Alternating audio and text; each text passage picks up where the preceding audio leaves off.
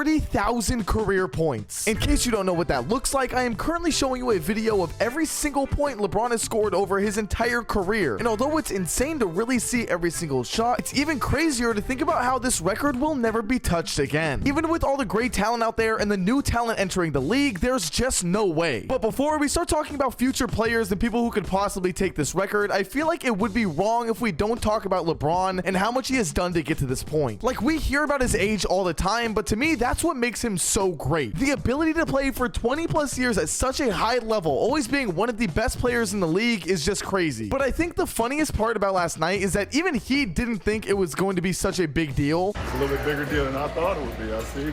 Okay, he may have been kidding, but there were a ton of other great moments as well. Like Jokic saying that they were going to hold LeBron to 8 points so he couldn't get the record. Yeah, they're going to stop you. You're going to get 8. No.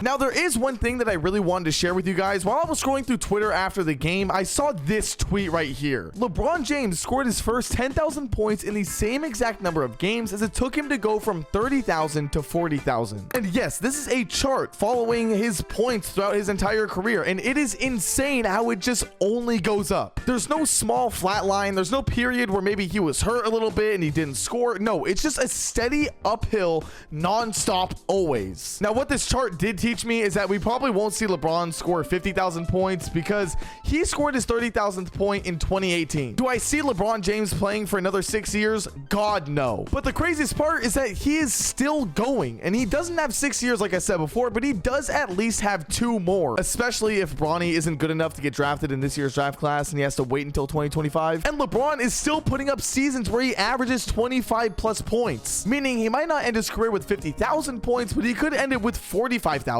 Something that is even more impossible to achieve than someone hitting 40K. I mean, it is just ridiculous, because you also have to remember that people like Kareem Abdul-Jabbar or Kobe Bryant, other people who are on this list as well, their last couple years in the league were kind of pointless when it comes to their point scoring. Kobe had his injury and Kareem was just old as fuck. But LeBron, nothing phases him. This man is beating time, which is why myself and many other people feel like this is going to be a record that is never broken ever again. But if there is anyone to do it, the 2 consensus picks, at least in my mind, is Luka Doncic and Victor Wembanyama. With Luka Doncic already having a great start, I'm pretty sure he was one of the youngest players to reach 10,000 points. You know what it would take though for Luka to achieve what LeBron achieved tonight? All he would need to do is average 30 points a game while playing 70 games a year for the next 14 years. That's just to reach LeBron right now, not even considering the rest of LeBron's career. It's just impossible. There's no way. And you might be thinking to yourself, well, Luka is really good. Yeah, he might be able to hit that one day. And besides the fact he would be 39 years old and would still have to average 30 points, he said himself that he doesn't even want to play that long. If you're saying me, there's no way, because I'm not playing that much. Which is another huge thing when trying to break this record. I mean, LeBron has been breathing basketball since he was born. Imagine going from middle school to the age of 40 years old, just doing the same thing over and over and over again until you are the best at what you do. Not everyone can do that. It's just rare. But there is a small case for Victor Wembanyama, with him being a young draft prospect with a bunch of potential. Not to mention he's averaging the same amount of points that LeBron averaged in his rookie year, so maybe there's a chance. Until you realize that Victor would also have to play at an insanely high level for the next 20 years while also being 7'4" and injury prone. As much as I don't like saying that, because I don't know, I just don't like putting that out there. He's a 7'4" skinny player, and that type maybe doesn't have the longevity that LeBron does. Because let's be honest, being 7'4" and playing 20 years straight, there's gonna be, you know, something here and something there. It's just bound to happen. Maybe not career ending, but something that maybe will keep him out for a season or half a season. But maybe we're wrong.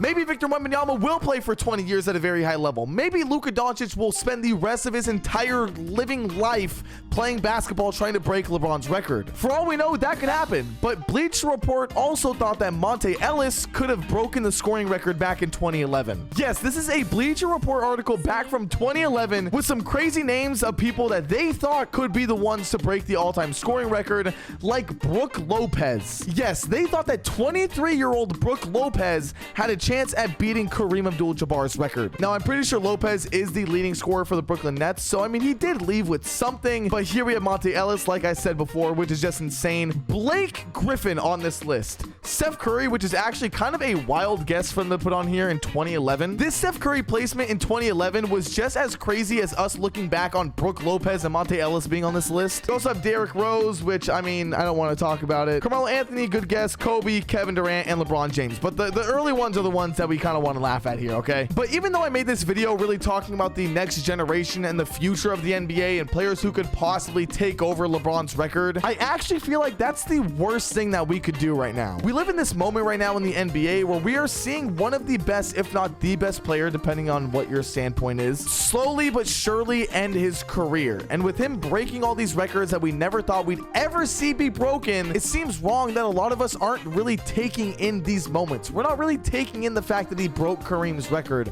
or he's the first ever player to break 40,000. Instead, we're looking at what's next. What can we get after this? Who's next? Is it this? Is it Shea? Is it this? Like, we just need to relax and really take in this moment. Like I said, I know I made this video talking about the future, but it's like a full circle thing. You understand the point of this? Because you never really know at the end of the day if this will ever happen. And why worry about it until we see someone who we can genuinely look at and say, oh man, they have a chance. Why are we worried? Why are we focusing so far ahead into the future when scoring will probably be insanely inflated anyways? It is kind of crazy to think that there could be a third grader in the world somewhere who is going to be the one to break this record. That is crazy to think about. With that being said, though, I hope you guys all enjoyed. Be sure to like and subscribe. Comment down below your opinion on this entire thing. What do you think about LeBron scoring 40K? Appreciate the moment, or whatever the fuck I said before. All right. Thank you guys so much for watching. I'll see you guys all in the next one. Later.